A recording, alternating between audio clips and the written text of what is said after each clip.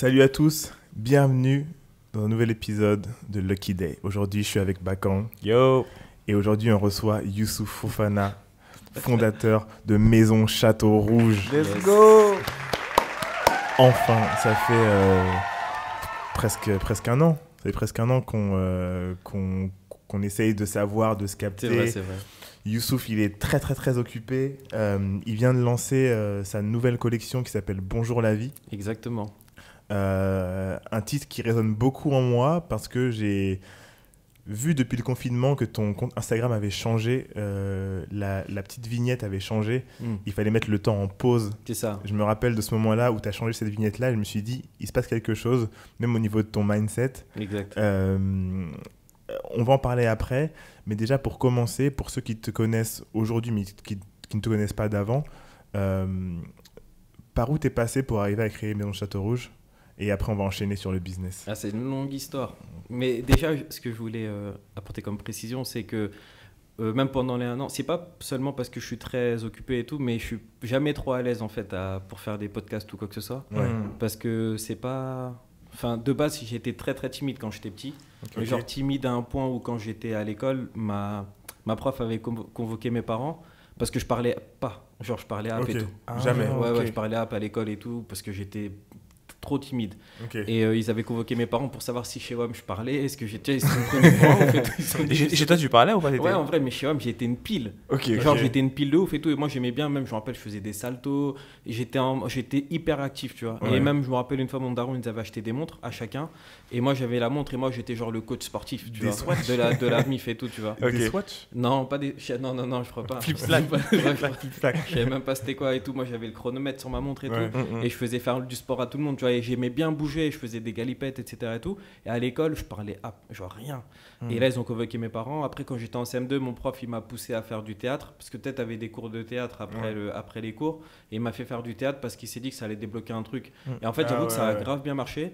Parce qu'en fait, quand j'ai fait du théâtre, c'était en CM2. Et vas-y, c'était claqué, hein, tu vois.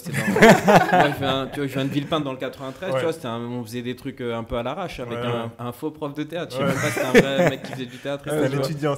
Ouais, je crois, c'est ça, tu vois. Ouais. Et en fait, c'était lourd parce qu'en fait, ce que j'ai compris en faisant ça, c'est que, en fait, tu sors un peu, comme tu es dans un personnage, étant donné que tu es un personnage, tu n'as pas l'impression que c'est toi.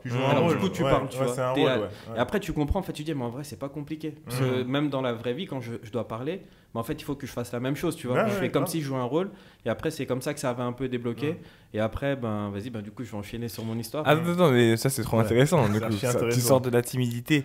Quand tu as fait ton j'ai envie de dire coming out, mais c'est pas vraiment le sujet.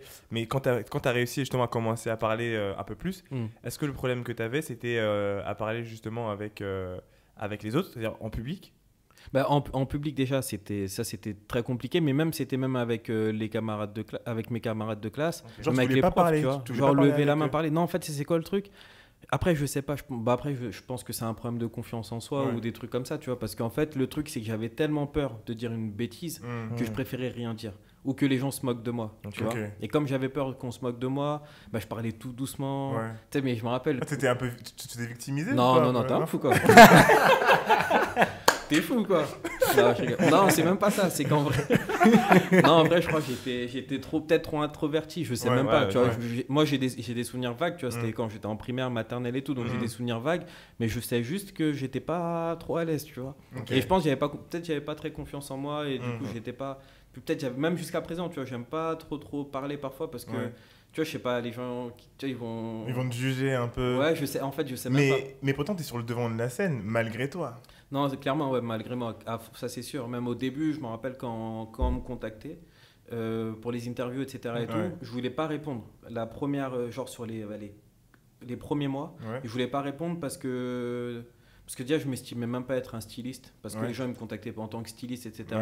Et autre chose aussi, c'est que je me suis dit, en fait, j'ai rien à dire, tu vois. Mais parce que en fait c'est petit à petit en fait tu prends confiance en toi et tu dis mais en vrai j'avoue fait, au début, dès que tu es contacté par des gros trucs et tout, tu te dis, ah ouais, en fait, peut-être que là, je suis en train de faire un truc qui parle aux gens. Tu vois. Et après, progressivement, tu avances et tu te dis, ah ouais, j'avoue, en vrai, ça parle à beaucoup de monde. Tu vois. Même dans mon Insta, tu vois, je m'exprime pas énormément. Je m'étais exprimé quand on a fait la collab avec Jordan, tu vois. Et en fait, j'ai vu la résonance que ça a eu. Bien sûr. Je me suis dit, mais en fait, c'est un les gens, ils s'identifient grave. Ouais, je comprenais pas ça, moi. Et pourtant, tu connais, toi, la puissance des mots. Non, c'est ça qui est ouf. Mais culturellement, tu vois, moi je vois mon daron, tu vois, et ça j'en parle tout le temps. Après, bon, faut qu'on revienne sur mon histoire, sinon là on va tout mélanger. Mais en gros, tu vois, nous, on est des familles. Moi je suis soninké de culture, et c'est des grands orateurs. Tu vois, moi je vois mon daron, mais même dans plein de cultures, tu vois, je pense que vous aussi c'est pareil. Moi, mon daron, quand il y a des réunions de famille, il fait des dialogues, genre des discussions, il parle, il prend la parole, et j'ai l'impression qu'il écrit des textes, tu vois. Mais parce que c'est après dans la hiérarchie, tu vois, c'est des nobles. En fait, tu vois, quand tu regardes l'histoire et tout, il y avait un royaume à l'époque, et dans nos familles, c'est des familles qui ont dirigé des royaumes, etc. Et tout. Donc en fait, il y a des potentiels, des rois et tout. Tu vois, c'est des trucs de grands orateurs, de fou, tu vois. Et en gros, c'est bien, l'Africain qui connaît son histoire. Ça fait très très plaisir. Non, c'est hyper important, tu vois. Et en fait, et c'est là parce que moi, je me pose toujours plein de questions. Et je me suis dit, mais en fait, regarde, nous, on a des darons qui n'ont pas des tafs de ouf, mais malgré ça, tu vois, ils vivent pas de dépression, des trucs comme ça, etc. Et tout. Et en fait, ce que j'ai réalisé, c'est que en France, nous, pour savoir quelle est ta place dans la société française, on regarde la CSP. Donc, c'est quel taf tu fais. Tu vois, ton taf, il conditionne ce que tu es dans la société. CSP+. Exactement. Et en fait, nous, nos darons, moi, mon daron, il était ouvrier, mais à côté de ça, dans le village, il a un rôle, tu vois, par rapport à son nom de famille, etc. Un leader. Et lui, c'est ça, en fait, c'est ça qui détermine sa position dans la société. C'est pas son métier. Exact. Et tu vois, donc, il s'en fout, en fait, d'être ouvrier, d'être éboueur ou femme de ménage, parce qu'à côté, ils savent qu'ils ont une place et un rôle dans la société à jouer, qui est lié à leur nom de famille, à leur lignée, etc. Et tout. Et ce qui fait que, à côté de ça, tu te sens pas... En fait, si tu réussis pas ta vie professionnellement, ça va pas te détruire. Tu vas pas te sentir mal parce que tu sais qu'à côté, tu as quelque chose. Et tu as la famille, etc. Et tout. Et en fait, j'ai trouvé ça hyper intéressant et hyper puissant. Et c'est aussi du coup de ça où j'ai peut-être du coup ce truc, le pouvoir des mots. Tu vois, où je pense inconsciemment, en tout cas, ça doit être un héritage, tu vois, qu'on tient de nos parents, de nos ancêtres, etc. Et tout. Clairement. Qui fait que peut-être faut pas trop parler parfois. Mais lorsqu'on prend la parole, tu vois, il faut parles bien. Exactement, il faut bien parler. Avoir un réel impact. C'est ça, exactement, ouais. Ok, putain, c'est une bête d'intro, ça. En plus, on a un vrai point commun parce que notre père, il est Bombok. Ok. Donc, c'est pareil, il a un rôle très très important dans la société camerounaise, mais surtout Bassa. Ok, très tôt. Donc, c'est trop important. Le leader, tu vois. Ok, d'accord, je vois. Mais voilà. Trop intéressant. Et du coup, le bac, tu l'as eu avec mention? Non, j'ai pas eu mention. Okay. Non, parce que j'avoue, moi, j'étais pas. Genre, je faisais le minimum tout le temps. Je me rappelle, j'ai un prof, il s'appelait Monsieur Sherman. Prof de français, un peu ouf et tout, genre quand quelqu'un faisait du bruit, je jetais des craies et tout. Ah, je vois le genre. Tu vois, les profs comme ça, ils tapent même, c'est des profs, ils tapent. Tu sais, c'est un truc ouf, ça, mais on en a tous connu, hein, bizarrement. Et lui, il faisait quoi une fois, il est venu en cours, il a dit, vas-y, levez-vous tous. Genre, on s'est tous levés. Il a dit, assis, toi tu t'assis, toi tu t'assis. Hop, il a fait, je crois qu'il y a, allez, le 3/4 de la classe est assis. Il restait genre peut-être 5-7 personnes debout. Il a dit, tous ceux qui sont assis, vous n'allez pas avoir le bac, vous allez rater votre vie. Tous ceux qui sont debout, c'est bon. J'avoue, moi j'étais debout, tu vois. Mais en vrai, je me suis dit, c'est une dinguerie, tu vois, de vivre des choses comme ça. Tu m'étonnes. C'est pas normal en Bien vrai. Bien sûr, c'est pas normal. Et je pense que... Ça peut décourager. Mais de fou. Bien sûr. Et je pense que... Après, c'est pour ça, il y a plein de choses, tu vois. Les gens, ils se rendent pas compte. Et quand nous, à chaque fois, on dit, ouais, on a dû charbonner 4 fois plus, 5 fois plus, etc. et tout. Parce que nous, on a vécu dans des conditions où on avait des professeurs, c'était des psychopathes. C'est des profs qui venaient. Je pense qu'aujourd'hui, tu vois, avec du recul, mentalement, ça allait pas, tu vois. Je pense qu'il y en a qui étaient dépressifs. T'as des profs qui avaient des problèmes. Qui voulaient pas être là. Qui voulaient même pas être là, à la base, ils ont rêvé d'être dans tel arrondissement. Exactement. Ils se retrouvent à Villepinte, ils sont pas contents. Comme des ouf, tu vois. Ils sont en mode, bon, tu sais quoi, je vais quand même essayer les premières fois. Exactement. Ils se retrouvent avec des élèves qui sont peut-être un peu plus difficiles. Il faut aller chercher quand même, bien tu sûr, vois. Bien sûr. Et du coup, ils l'abandonnent et ils sont dans des modes. Exactement. Et moi, je me rappelle, j'avais un prof de techno. Lui, c'était un ouf, tu vois, parce que je me rappelle quand on était à la rentrée, tu vois, tu avais toujours ce truc où tu devais remplir une fiche et où dire tu te présentes, tes parents et tout. Tes parents ils font quoi, combien d'enfants, etc. Et tout. Et nous, on est 7 enfants, tu vois. Et moi, à chaque fois, je notais 7. Nous aussi, on est 7. Et il se moquait, tu vois. Le prof, il se moquait, il disait des trucs un peu, tu vois, c'était un peu tendancieux et tout. Ça fait beaucoup, hein. Ta mère, elle a travaillé. Hein. Ouais, tu sais, des trucs comme ça et tout. Moi, ça, je comprenais pas. Je me suis dit, mais c'est quoi? Tu vois, t'es petit, donc tu veux pas trop répondre. Et surtout, en vrai, quand t'es petit peu, tu vois, le racisme comme ça, tu le comprends. Qu'ils appellent des micro-agressions. C'est ça, et ça, c'est ça qui est relou, parce qu'en fait, ces micro-agressions, en vrai de vrai, tu vois, elles te suivent dans toute ta vie, tu vois. C'est ce qui fait que, même, tu vois, quand moi je vois souvent... T'es aigri après. Non, mais il y a ce truc-là, et aussi, il y a le truc où t'as l'impression que t'es pas à ta place, tu vois, parce que, en fait, quand tu vis une injustice, même si t'es petit, tu sais que tu vis une injustice, mais t'es pas capable de l'expliquer. Exactement. Mais tu sais qu'il y a un truc qui va pas. Tu peux pas l'expliquer, donc t'avances avec ça. En fait, à la fin, qu'est-ce qui se passe? Forcément, tu vois, en banlieue, il y en a plein, même quand ils disent pour le recrutement de noirs, arabes, etc. et tout, c'est compliqué, ils envoient pas de CV et tout. Mais en fait, il y en a plein, ils se disent, en fait, je suis pas à ma place là-bas. Donc en vrai, j'ai même pas envie d'envoyer mon CV ou d'aller taffer là-bas, où tu dis, c'est même pas pour toi. Parce que t'as senti un rejet très, très tôt. Donc tu vois, t'as tous ces trucs qui sont... Et pour ceux qui envoient leur CV, c'est quand même la marge du combattant. C'est une galère, mais bien sûr, tu vois. Après, quand t'envoies, c'est aussi une autre galère, parce que justement, t'as plein de préjugés d'autres personnes. Enfin, c'est un truc hyper bien relou, tu vois, qui est bien profond. Et en vrai, après moi, fac, j'ai foutu un peu la merde. J'ai arrêté. Au bout de 6 mois, j'ai travaillé à Chronopost en tant que préparateur. Non, je faisais quoi? Je remplissais des camions avec les cartons, tu vois. J'ai fait ça pendant 3 mois. Et après, je me suis dit, en vrai, je peux pas finir en faisant ça, parce que quoi? Tu sais, t'as goûté à la vraie vie, tu te dis, oh là, laisse-moi retourner faire des cours. Non, surtout, tu sais, c'était quoi? Il y avait des darons, tu vois, qui taffaient là-bas. Et c'était des darons quinfres et tout. Et en vrai, eux, tu vois, ils me disaient, nous, on travaille là pour toi, normalement. Non, c'est ça. Ils disaient quoi? Ils disaient, moi, en gros, je suis venu dans les conditions dans lesquelles je suis venu, je fais ça. Toi, t'es né ici, t'as pas le droit de faire le même taf que moi, tu vois. Et après, moi, en vrai, de toute façon, je savais que je faisais ça pour un moment. Après, j'ai fait entretien à BPCE. Là, c'était pour travailler sur une plateforme téléphonique. J'y vais, tout premier entretien, il se passe bien. Après, j'ai un deuxième entretien. Et à la fin, moi, on m'avait dit un truc, c'était quoi? On m'avait dit, fais attention quand tu serres la main au mec et tout. Faut que tu serres grave bien la main, parce que sinon, il va sentir, je sais pas quoi et tout. Et quoi? Genre, quand il me dit au revoir, je fais une dinguerie. Genre, quand il me serre la main, en fait, je rate sa main et tu vois, je le touche, tu vois, mal comme ça. Et là, je me suis dit quoi? Vas-y, je suis mort. Je crois que je l'ai griffé. Je crois que je l'ai griffé et tout. J'ai dit, c'est une dinguerie et tout, laisse tomber. Et après, vas-y, ils m'ont pas pris aussi. Après, en vrai de vrai, je crois, tout le long de ma vie, j'ai vécu plein de choses. Je sais pas, c'est des trucs, des expériences de ouf, tu vois. Alors, fast forward, donc tu arrives en master. Exactement. Après, je fais école, donc je fais mon BTS. Après, je vais à, comment ça s'appelle, je fais d'alternance toujours, mais en école de commerce. Et là, je vais plus vers un truc marketing, web marketing, où je me dis, c'est digital, parce que je me dis, en vrai, c'est un secteur qui est porteur. Donc, je vais vers ça. Et quand je vais vers ça, en vrai, c'est là où je découvre plein de choses. Et surtout, en vrai, je découvre Paname, en vrai. C'est là, tu vois, c'est là que tu deviens un Parisien. C'est là où tu deviens un Parisien, tu vois, de ouf. C'est que tu passes beaucoup de temps à Paname, tu commences à voir l'école. Ça, c'est très important. Hein. En fait, il y en a beaucoup, tu vois, qui sont en banlieue, par exemple à Cergy, etc., qui, quand ils sont au lycée, ils vont pas du tout sur Paris. Moi, je me rappelle quand nous, on est arrivé à Cergy, parce qu'on venait du 13e, on trouvait qu'il n'y avait rien à faire à Cergy.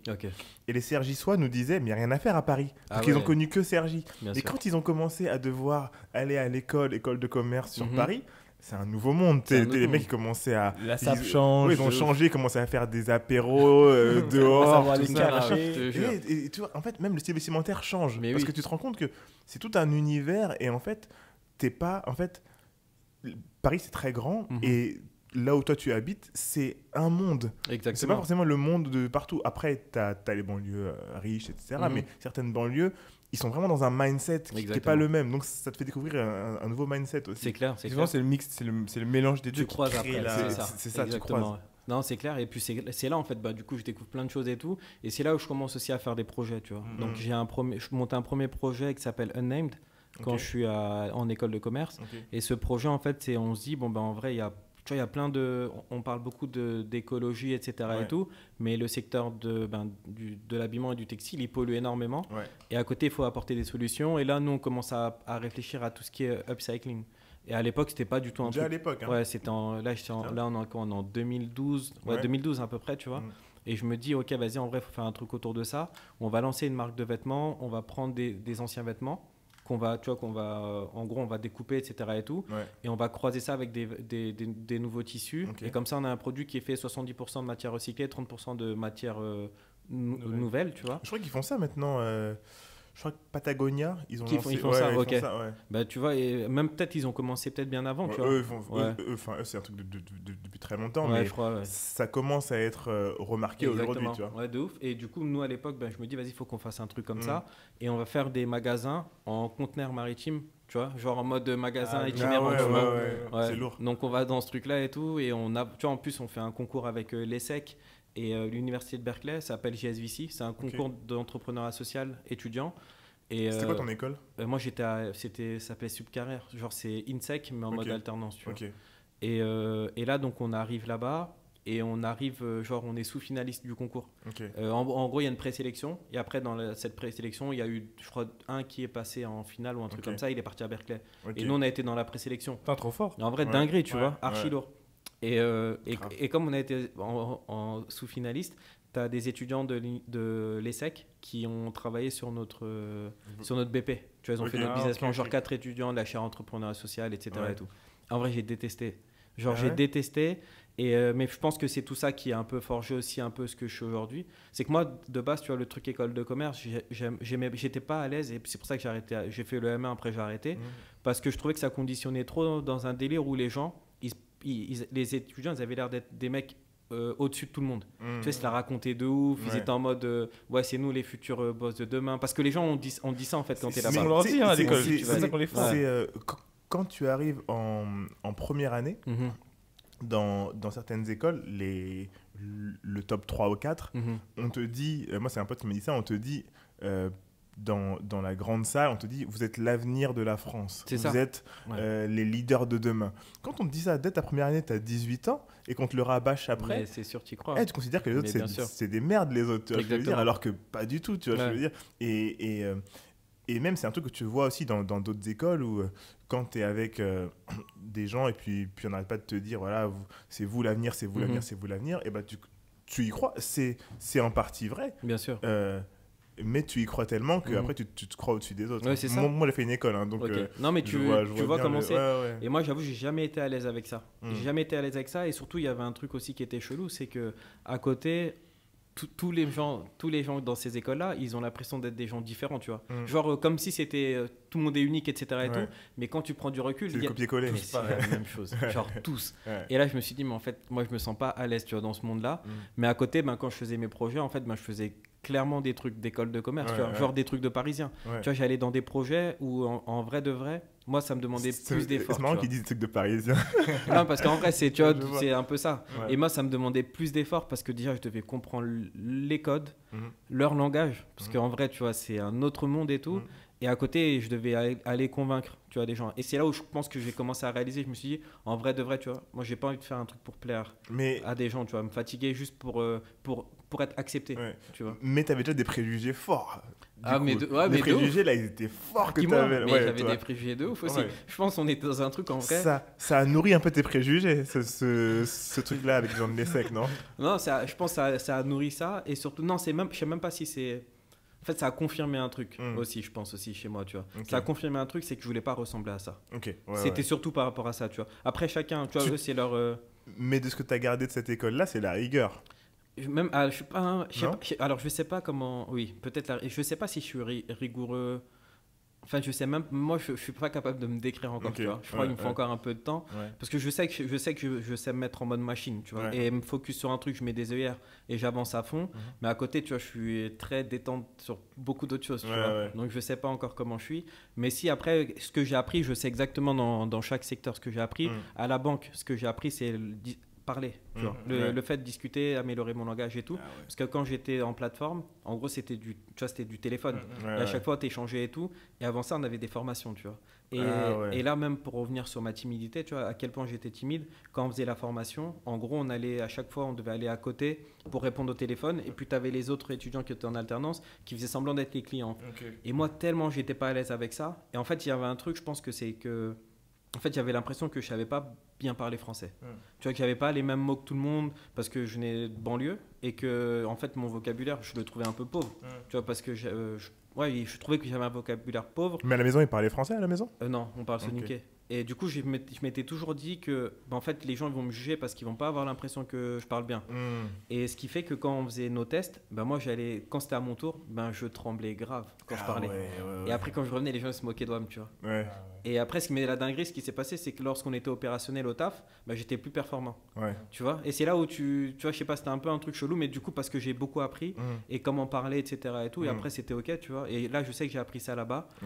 Même le service client, la relation client et tout, j'ai beaucoup appris ça là-bas. Après, quand j'ai fait l'école de commerce, j'étais dans le web. J'ai appris tout ce qui était autour de l'entrepreneuriat social, etc. et tout. Et je pense que c'est pour ça aussi que j'étais pas en phase, parce que moi, j'ai quitté la banque parce que c'était pas en phase avec mes valeurs, parce qu'on vendait des crédits à des gens. Et surtout, ce qui me mettait mal à l'aise, c'est que je reconnaissais les profils avec qui j'étais capable. Je savais avec qui je pouvais vendre.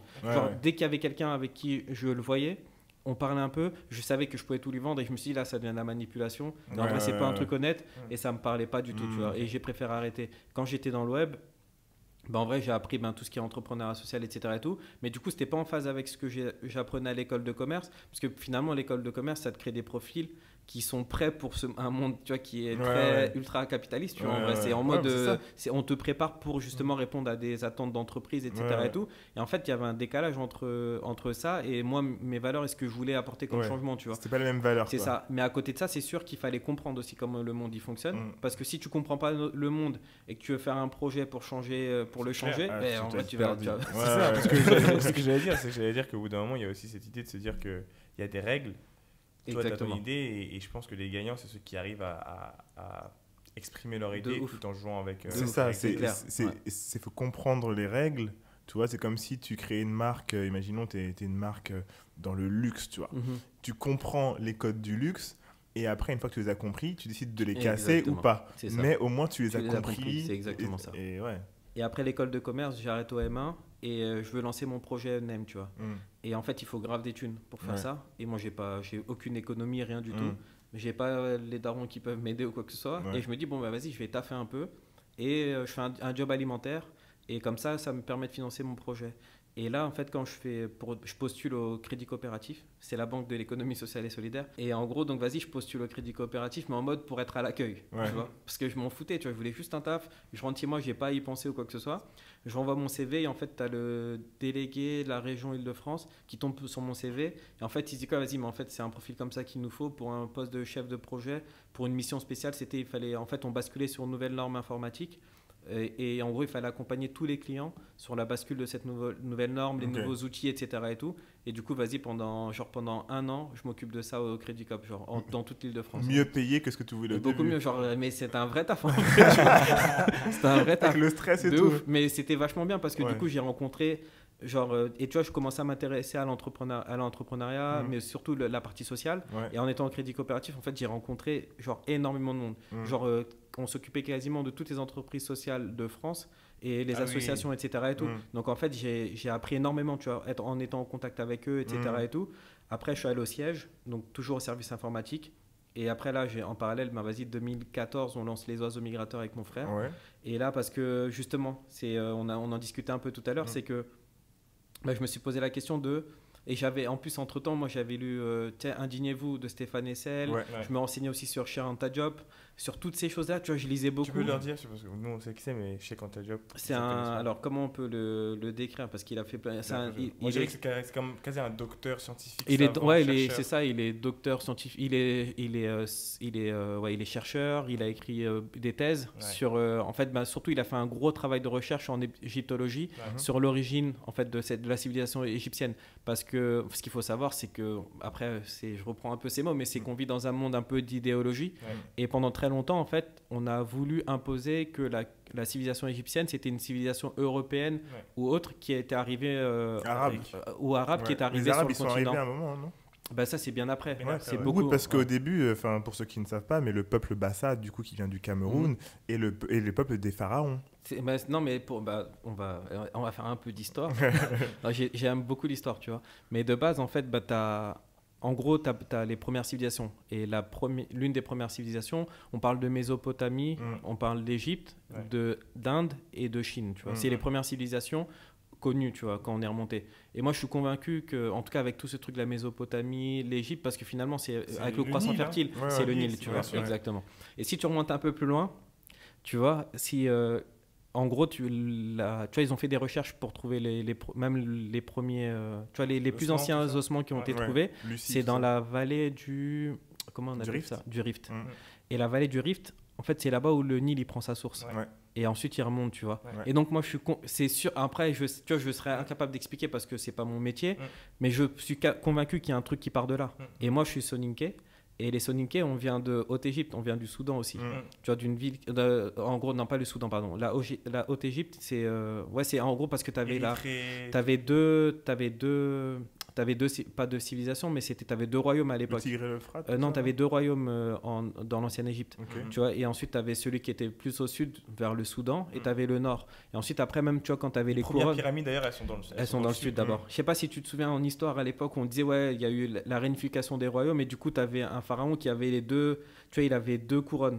Genre parce que en fait, c'est vrai. Tu vois, la grande et la petite. Exactement. C'est parce que du coup, tu avais les deux royaumes qui ont été unifiés. Et ça, c'est un pharaon noir, tu vois, qui a fait ce taf.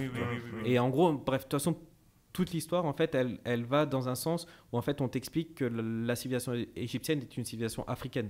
Et même il y a un travail qui n'a pas été fait par les égyptologues à l'époque, parce qu'en fait, ils n'ont pas essayé de comprendre les hiéroglyphes et la langue égyptienne, parce qu'ils ont fait des recherches vers l'hébreu, vers les langues sémitiques, tu vois, l'hébreu, l'arabe, etc. et tout. Alors que si tu fais des recherches vers les langues africaines, bah, tu retrouves plein de similitudes. Et c'est ce taf qu'il a fait chez Anta Diop. Dans les langues, even dans la langue bassa, il y a encore des hiéroglyphes. Bah, tu vois, c'est une dinguerie, tu vois. C'est ouf, hein. Et t'as été au British Museum ou pas? Non, jamais. Mec, tu vas aller là-bas, tu vas pleurer. Ok. Je suis allé au British Museum en janvier et franchement, j'avais les larmes aux yeux. Juste quand tu vois qu'ils ont pris des murs entiers, genre de l'histoire de l'Afrique et d'autres régions du monde, ça m'a fait mal. Non, tu vois. mais en fait, l'homme qui ne connaît pas son histoire, tu vois la société occidentale. Est construite sur son histoire. Bien sûr. C'est ce qu'il a fait. Tu vois, c'est vraiment ce qui fait l'histoire et ce qui fait que tu es fier de toi, que tu es confiance, etc. Et la deuxième chose, c'est que par contre, j'ai pas compris pourquoi il y avait un débat sur. Quand tu regardes les murs qu'ils ont pris, donc Égypte, tu vois que des pharaons noirs. Ils sont peints en noir. Donc j'ai pas compris le débat qu'il y avait. Non, mais parce que c'est un truc. C'est l'idéologie. C'est ça. C'est pour ça tout à l'heure je parlais même aussi de croyances et tout. C'est qu'en fait on vit dans un monde où c'est basé sur beaucoup de croyances et d'idéologie. Et c'est là où c'est un peu un piège parce que finalement dès que tu es un peu religieux ou autre, mais en fait on fait penser que c'est quelque chose de négatif. Mais à côté, tu as d'autres croyances et d'autres idéologies qui sont du même niveau, tu vois. Et les gens ils sont beaucoup dans ça et ils s'en rendent pas compte, et c'est là où c'est dangereux, c'est que tu as des scientifiques qui justement sont au service de ces idéologies parfois et qui sont là pour essayer de justifier tout ça. Et c'est là où tu as un mec comme Cheikh Anta Diop justement, où son rôle il est hyper important parce qu'il arrive et il vient et il déconstruit tout ça et jusqu'à même grâce à lui, tu vois, il y a eu un truc qui s'appelle la conférence du Caire qui a été montée par l'UNESCO, etc. et tout, pour justement qu'il y ait un débat entre différents scientifiques pour prouver d'où vient l'origine de la civilisation égyptienne. Et c'est là où justement ils ont validé ses propos, etc. Et tout. Il a galéré pour ça. Hein. Franchement, je vous invite à aller regarder les documentaires sur YouTube, etc. Ou sur Arte. Où il a galéré en France surtout, hein, bien sûr, où on l'a interdit d'étudier, on l'a vraiment bâché, puis ensuite il a dû prouver avec le comité international. Exactement. Et après les Français ne pouvaient faire autre chose que de l'accepter au sein de... Donc c'est vraiment une très très belle histoire, vraie pour le coup. Et après, en pensant à ça, et à côté de nous, tu vois, depuis qu'on est, dès que tu commences à travailler, tu cotises en vrai pour le bled et tout. Et là, nous on cotise tous les ans avec mon frère, mes sœurs, etc. et tout. Et il y a une fois où on allait à une réunion parce qu'il y avait la construction d'un centre hospitalier dans mon village. Et il y avait une cotisation de 300 €. Tout le monde devait sortir et tout. Et en fait, après, on a réfléchi avec mon frère sur le chemin et tout. On s'est dit, mais en fait, peut-être qu'il faut qu'on réfléchisse à d'autres méthodes. Parce que moi, mon petit refrain, il a 20 ans maintenant. Lui, il va pas à ces réunions, tu vois. Parce que peut-être là, maintenant, petit à petit, il commence à être plus impliqué. Mais nous, moi, je sais que très jeune, tu vois, on allait déjà à ces réunions et tout. Et je me suis dit, mais en fait, eux, ils vont arriver à leur génération. Forcément, ils seront moins impliqués et moins en lien avec la famille qui est sur place. Contrairement à nous. Parce que nous, on a nos parents maintenant. Exactement, c'est ça, tu vois. C'est ça. Et après, on s'est dit, il faut peut-être réfléchir dès maintenant à d'autres solutions et voir qu'est-ce qu'on peut mettre en place. Et là, on s'est dit, en fait, peut-être il faut qu'on arrive à. Parce qu'on était convaincus que c'était par l'entrepreneuriat qu'on allait pouvoir créer un changement sur place. Mais ça, en plus, le lien, il s'est fait assez facilement, c'est comme j'étais dans ma phase de quête et de recherche, déjà dans un premier temps, parce qu'en lisant les livres comme Stéphane Hessel, etc. et tout, et en regardant les vidéos chez Anta Diop, et aussi en revenant sur l'histoire de ma famille et tout, je me suis dit, mais en fait, c'est quoi ma cause? En gros, c'est quoi ma mission? En vrai, je me suis posé la question de c'est quoi ma mission? Et en vrai, je me suis dit, mais en fait, si je dois avoir une mission, il faut qu'elle ait du sens par rapport à mon histoire, l'histoire de mes parents, etc. et tout. Et forcément, je me suis tourné vers un projet qui a plus de sens pour moi et un projet que je ferais genre avec passion. Et ça, je savais que ça, c'est quelque chose qui allait faire avec passion parce que ça me tient vraiment, vraiment à cœur. Parce que j'ai l'impression que donc, ça a été super important pour toi de comprendre l'histoire de ta famille, finalement, qui est imbriquée dans une histoire qui est encore plus large. Donc, je me suis rendu compte d'un truc qui m'a surpris, c'est que Dicom et moi et toi, j'ai l'impression aussi, on a eu la chance d'avoir des parents qui connaissaient leur histoire, l'histoire africaine. Et l'histoire africaine qui ne se limite pas à la colonisation.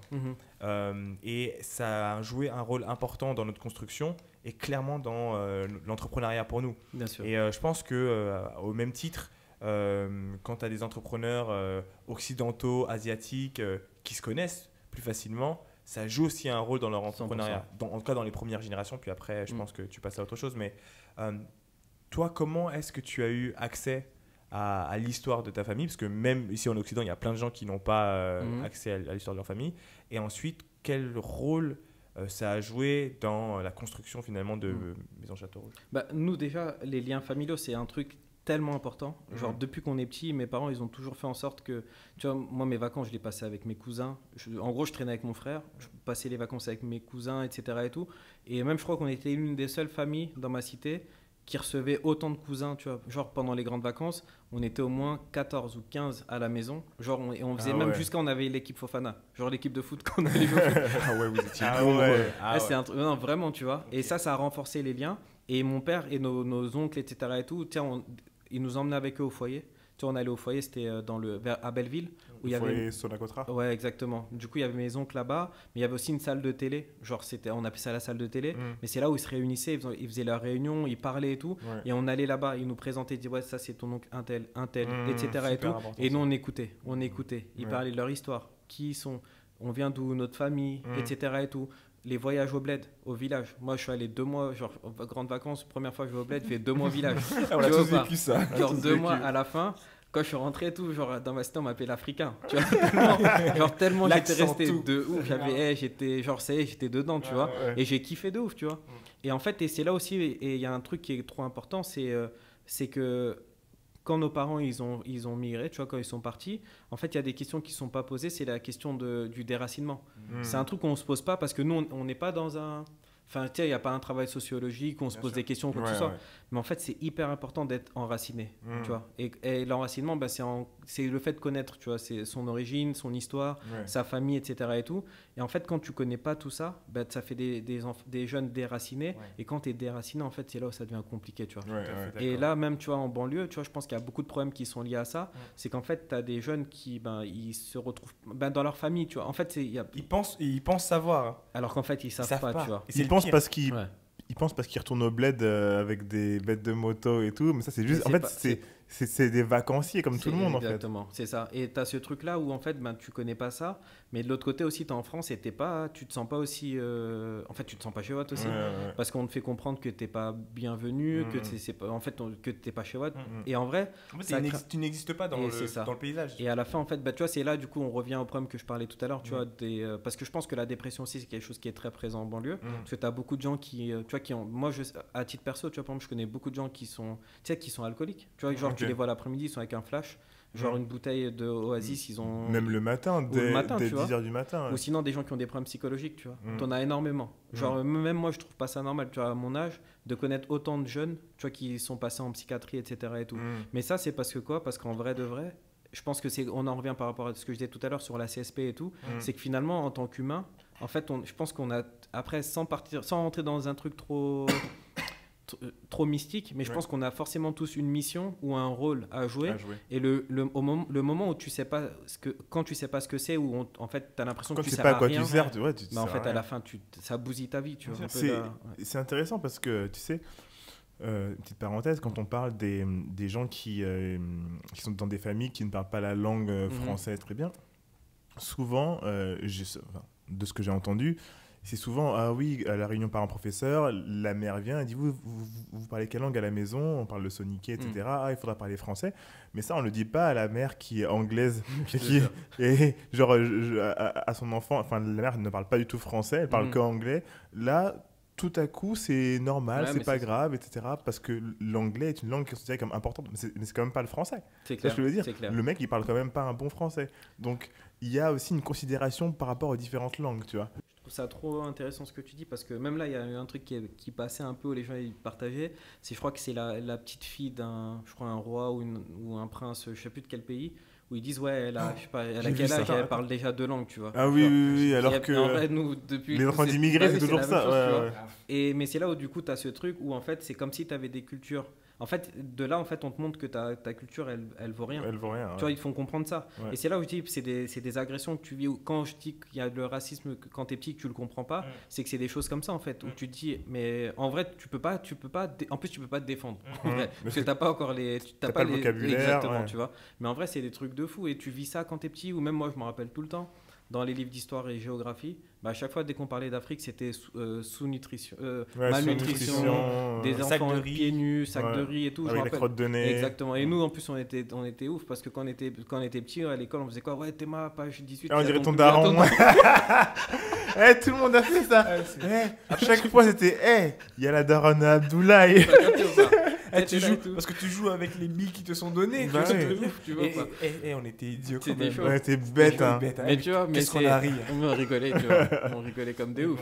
Mais en vrai, tu vois, tout ça, c'est des agressions qui font que ça peut te détruire, tu vois. Parce qu'en vrai, t'imagines, tu vois ça à répétition.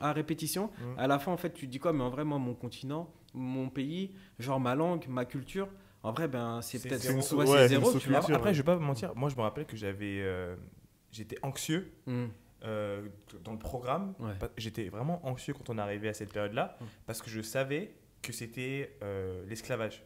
C'est une galère. Et en fait, ça me mettait dans un état où j'étais juste pas à l'aise. Bah oui, j'étais pas à l'aise. De ouf.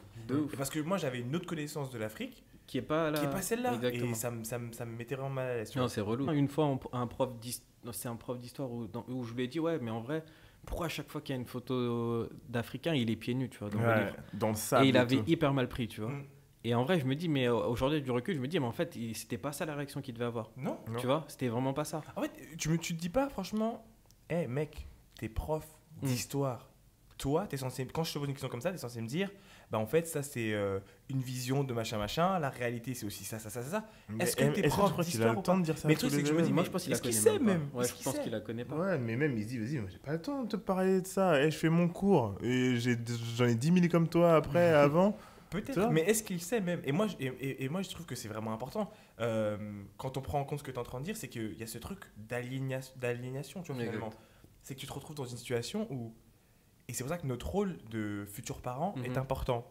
Parce que tu te rends compte que nous, on a de la chance d'avoir ce qu'on appelle première génération, donc les parents qui sont venus ici, qui connaissaient leur histoire Bien sûr. avant l'esclavage. Exactement. Mais pour beaucoup de parents issus de l'immigration, ils ne la connaissent pas. Et c'est ça qui rend ouf, c'est que les royaumes, ils connaissent pas, les noms, ils connaissent pas, l'histoire, machin, ils ne connaissent pas. Et souvent, ça a été effacé par la religion. Parce qu'elle servait aussi à, si tu veux, effacer un peu nos connaissances. Et quand tu regardes les premières choses qui ont été faites, ça a été arrêter de parler telle langue. La langue numéro 1, en tout cas dans les pays francophones, c'est devenu le français. Tu as les pays comme le Nigeria, etc., où ils ont quand même réussi à conserver leur langue, etc. Enfin, tu as eu plein de choses qui ont été mises en place. Et pour ceux qui n'ont pas été fait la recherche, c'est compliqué, tu vois. Et c'est vrai que nous, notre rôle, je pense, de futurs parents, ça va être et c'est en train d'être fait, je pense qu'il y a une vraie recherche. Parce que finalement, c'est comme tous les humains, en fait, on a ce besoin, ce désir de retour aux sources. Et donc, quoi qu'il arrive, tu vois la génération qui est là, qui a justement connu cette aliénation, qui a compris en tout cas qu'il y avait un problème, et qui essaye de résoudre ce problème, qui a raison, qui a un impact psychologique, psychique, tu vois. Pour se guérir, c'est aussi cette nécessité de comprendre que, ok, avant cette période-là, il y a une période dans laquelle on était valorisé, on a créé, on a apporté, parce que tu as dit un truc important tout à l'heure, c'est que tout humain a besoin de sentir qu'il apporte quelque chose à la société. C'est sûr. et sans ça, tu deviens fou, comme tu l'as dit. Bien sûr. L'impression de servir à rien sur cette planète, c'est la dépression. C'est clair. Donc je pense que c'est important. Et du coup, tout ça, est-ce que ça t'a forgé pour créer ta marque? Est-ce que toute cette histoire, tu t'es dit, vas-y? Est-ce que c'est ce qu'on retrouve dans ta... Non, mais à 100%. Genre, déjà, j'ai fait le projet avec mon frère. Déjà, même pour vous, tu vois. Le fait de faire un projet familial, je pense que déjà, c'est la première pierre. C'est de se dire, déjà, les liens familiaux, les liens de parenté, etc. C'est comment on construit quelque chose ensemble. Et ça, par exemple, tu vois, quand tu vois dans les familles, tu vois, un LVMH ou les choses comme ça, la famille Arnaud, en vrai, c'est un truc de famille, tu vois. Ouais. C'est les fils, etc. et tout. Et je me suis dit, mais en vrai, pourquoi déjà tout de suite aller voir à l'extérieur et tout, alors qu'on peut d'abord faire un truc entre nous, tu vois. Ouais. Et donc, on a commencé comme ça avec mon frère. Et puis, pareil, j'avais vu un autre truc sur ça aussi. Et j'ai du mal à remettre la main sur la vidéo parce que c'était un universitaire qui expliquait, qui disait que... il y a eu l'esclavage, la colonisation en Afrique. Et en fait, pas tout l'objectif, mais tout ce qui s'est passé avec ça, c'est qu'en fait, il y a eu toujours une classe très très riche en Afrique et une classe très pauvre. Mais jamais de milieu, moyenne, tu vois. Il n'y a jamais une classe moyenne. Et tout l'objectif, en fait, avec la colonisation, etc. et tout, c'était de faire en sorte que cette classe moyenne n'existe pas, tu vois. Toujours créer ce fossé pour qu'il y ait un désordre un peu, tu vois, sur ces pays et qu'ils puissent mieux gérer, tu vois. Et en fait, il expliquait que du coup, ce qui s'est passé en fait sur les populations qui étaient pauvres, ce qu'elles ont fait en fait, c'est qu'elles ont renforcé les liens familiaux et c'est ce qui leur a permis de tenir, tu vois. Parce que malgré toutes les épreuves et tout ce qui s'est passé, ils sont restés soudés, ils ont quand même tenu, tu vois, mais parce qu'ils ont renforcé les liens familiaux. Et là, je me suis dit, ok, en fait, c'est un truc qui est quand même hyper important. Et même en vrai de vrai, tu vois, tu te dis, quand tu viens sur Terre, tu peux venir dans n'importe quel corps en vrai, tu vois, mais tu arrives dans celui-ci avec ses frères et sœurs et tout. C'est pas pour juste, on se dit bonjour, on mange ensemble et c'est fini, tu vois. Autant essayer de faire des choses ensemble, tu vois. Au moins, tu l'auras tenté. Et après, si ça marche pas, tant pis, mais au moins tu auras cette expérience avec tes frères et sœurs. Je pense, tu vois, avant tout, c'est trop important. C'est trop important de faire des trucs ensemble. Mais moi, je vois, tu vois, par exemple, nous, ça nous soude énormément chez moi. Il y a ma petite sœur qui travaille chez nous, il y a mon petit frère aussi. Et en vrai, ça nous renforce. Ça nous renforce et moi, je trouve ça hyper fort. Donc ça, c'est cool. Et après, même faire Maison Château Rouge, les oiseaux migrateurs, au début, c'était ça. Bissap. On a commencé avec du bissap, Banabana, exactement. Produit au Sénégal. Donc là, on s'est dit, ok, en fait, ce qui se passe, c'est là où après je parle un peu, tu vois, pareil, j'avoue, j'ai regardé des trucs sur Adam Smith, etc. et tout, tu vois, genre, j'avais regardé. Non, mais il faut s'inspirer. J'ai regardé les trucs sur capitalisme et tout, genre tout, comment ça fonctionne et tout. Et après, même, j'ai trouvé des trucs qui étaient hyper importants aussi. Tu peux leur dire ce qui c'est Adam Smith pour ceux qui ne connaissent pas? Adam Smith, c'est un économiste. Il a écrit un livre, là. Je sais quoi, Toute Nation. J'avoue, je peux pas dire le bon titre. Je peux pas dire de bêtises. Mais en tout cas, c'est un menteur. Non, et du coup, lui, il avait fait un truc où il disait que les pays doivent se spécialiser. Tu vois, il parlait de l'Angleterre et le Portugal avec le tissu et le vin. Et en gros, il expliquait plein de trucs autour de ça. Et en gros, même après, donc de là, en fait, après, je regarde des trucs sur Keynes. Le bouquin s'appelle The Wealth of Nations. Voilà, c'est ça, bien vu. Et en gros, donc en regardant des reportages autour de ça, je me suis dit, ok, donc en fait, qu'est-ce qui ne va pas, nous, de notre côté, sur le continent africain? Et en fait, en remontant, en fait, tu t'aperçois qu'il y a beaucoup de matières premières qui sont exportées, mais qu'il n'y a pas de transformation sur place. Et comme il n'y a pas de transformation faite sur place, en fait, toute la valeur ajoutée, elle est exportée. Donc, en fait, tu exportes tes emplois aussi. Et à côté de ça, tu vois, nous, on importe beaucoup de produits transformés, de Chine, d'Europe, etc. Et tout. Et à la fin, en fait, il ne se passe rien sur le continent. Il n'y a rien de créé. Exactement, il n'y a rien qui est créé. Et alors que c'est lorsque tu transformes, que tu gagnes plus d'argent, que tu apportes de la valeur. Tu apportes de la valeur, donc tu gagnes plus d'argent. Et encore pire que ça, c'est que, par exemple, la Côte d'Ivoire, premier producteur mondial de cacao. Mais la Côte d'Ivoire ne produit pas de chocolat localement. C'est vraiment dingue, ça. C'est ouf. J'ai vu le premier producteur dans un reportage il n'y a pas longtemps. Et c'est ça qui est fou. Ils l'envoient. Parce qu'ils envoient comme ça. Et l'autre truc, c'est que du coup, le cours du cacao, il est déterminé par la bourse. Tu as des traders qui déterminent ce prix-là. Donc, tu as des mecs qui sont agriculteurs, qui produisent du cacao. Et d'une saison à l'autre, le prix peut baisser de genre x2, x3, même pire, tu vois. Et à la fin, il s'y retrouve pas. Et je me suis dit, mais en fait, alors que si tu transformes le cacao, mais en fait, le prix, il va pas changer. Parce que tu vas. Exactement. Et c'est là où on s'est dit, ok, il faut taffer sur ça. Et à côté, au début, donc, on commence avec les oiseaux migrateurs. On se dit, en fait, on va pas faire une association, genre. une asso où on va aller demander de l'argent, des dons, etc. Il faut vendre des trucs. On va créer des marques avec cette association. Et c'est ces marques-là, on va faire quelque chose de puissant, tu vois. Donc on commence avec Banabana, où on produit au Sénégal. Jus de bissap. Jus de bissap, c'est ça. Cueillir des fleurs est faite par des coopératives. Ensuite, c'est transformé en bouteille à Dakar. Et on travaille tout le branding, etc. et tout, pour vendre le produit à l'étranger, tu vois. Et en fait, pareil, pourquoi on se dit qu'il faut faire des marques? Parce qu'en fait, on réfléchit au monde dans lequel on vit et on se dit en fait, qui est-ce qui est vraiment acteur du changement? Qu'est-ce qui fait que le monde y change aujourd'hui? Même depuis la nuit des temps. Et en fait, tu réalises que c'est pas les États qui ont fait en sorte que le monde y change. En vrai, c'est pas la politique, c'est des entrepreneurs, souvent. Des entreprises, ouais. Tu vois, par exemple, si tu regardes les trucs, les conquêtes pour les terres, etc. et tout, même si c'est négatif et tout, si tu regardes l'histoire, un Christophe Colomb, c'est un entrepreneur. En fait, un Vasco de Gama, c'est un entrepreneur. C'est des mecs qui venaient, qui disaient, ok, bon, moi, je vais faire une expédition, je vais aller voir, je sais pas, ce qui se passe là-bas.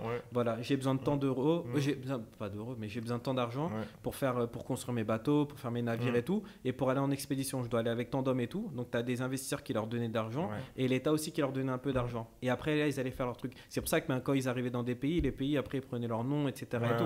Tu vois. Et en vrai, je me suis dit, ok, donc ça, c'est des entrepreneurs. Après, aujourd'hui, plus actuel, tu regardes un Facebook. Facebook, ça a changé. Ça a changé la face du monde. Ça a tout changé. Et après, je me suis dit, mais en vrai de vrai, enfin, la politique, en vrai, c'est pas ça. Tu vois, si tu veux avoir un impact et puis changer les choses, mais en fait, créer une entreprise. Tu vois, ça va être plus fort. Enfin, créer des marques. Même, il y a l'entreprise, mais même il y a l'idée de marque. Tu vois, quand tu crées une marque et tout, en fait, tu emmènes du monde avec toi. Parce que les gens, ils adhèrent, ils s'identifient, ils comprennent tes valeurs et ils veulent aller en fait au bout de ce projet avec toi. Tu vois, ils veulent le construire avec toi. Et je te coupe vite fait, mais même pour aller plus loin, garde cette idée en tête. Regarde les pays les plus puissants. Ils créent des marques. Exactement. Les États-Unis, c'est une marque. À fond. La France, c'est une marque. C'est vrai. La Chine, c'est une marque. C'est clair, t'as raison. C'est une guerre de marques. C'est ça, exactement. Et c'est ça qu'il faut construire, tu vois. Et après, et quand je regardais mon reportage sur le capitalisme, t'as la meuf. Et c'est là où, tu vois, il y avait plein de choses auxquelles je pensais, mais j'arrivais pas à mettre des mots dessus. Et la meuf, en fait, elle dit quoi à un moment dans le reportage? Elle dit, en fait, ce qui se passe aujourd'hui, c'est qu'il y a un transfert de souveraineté. Les jeunes, en fait, ils font un transfert de souveraineté de la politique vers les marques. Parce qu'en fait, ils sont conscients que les marques ont plus de pouvoir pour changer le monde que la politique. Et c'est pour ça que les gens, ils vont plus trop voter. En vrai, c'est pas parce qu'en fait, les gens, ils disent même pas, en fait, si je vais voter, ça va changer les choses. Mais quand tu vois une marque qui a un impact, qui est engagée et tout, tu dis, ok, avec cette marque, je vais plus changer le game. Même pas forcément engagé écologie ou quoi que ce soit. Tu vois, un Nike, en fait, après, la dernière fois, je pensais à ça, je me suis dit, en fait, les gens, ils vont voir Nike parce qu'ils vont se dire, un Nike, il va plus m'aider à changer le monde. Enfin, en tout cas, quelque chose concrètement que la politique. Par exemple, quand t'es typeux, genre, tu te sens pas à l'aise, t'as pas l'impression que l'école, elle t'aide ou quoi que ce soit, mais le jour où t'as une reçoit et que tu mets ta dernière paire de Nike et que tu y vas, tu vois, t'es refait, tu vois, les gens, ils te regardent, ils disent, reconnu. Voilà, on te reconnaît, tu vois, on te considère, etc. et tout. Et tu vois, et du coup, tout de suite, même personnellement, t'es valorisé, tu te sens mieux, etc. et tout, tu vois. Donc, je pense quand tu grandis, tu te dis, ok, ça m'a peut-être plus aidé, même que, je sais pas, que de connaître, de savoir théorème de Pythagore. Est-ce que tu peux répéter cette phrase-là, le transfert de souveraineté? C'est qu'aujourd'hui, donc, chez les jeunes, en fait, on a un transfert de souveraineté de la politique vers les marques. Et c'est ça, en vrai, le truc, tu vois. Et quand tu as compris ça, tu te dis, ok, bon, en vrai, c'est bon. En fait, faut même pas se prendre la tête à aller faire de la politique ou quoi que ce soit. Créer une marque. Et c'est pour ça que nous, on s'est dit, ok, on fait Banabana. Mais Banabana tout seul, ça suffit pas. Et moi, je m'étais tout de suite dit, il faut que je réussisse à créer tout un lifestyle. Après, c'est pas forcément, je pense, un truc qui est très personnel. Tu vois, comment je l'imagine, c'est ma vision. Comment je crée tout un lifestyle pour que les gens ils se disent, ok, en fait, je peux consommer ces produits comme je consomme un produit suédois, un produit japonais et autres.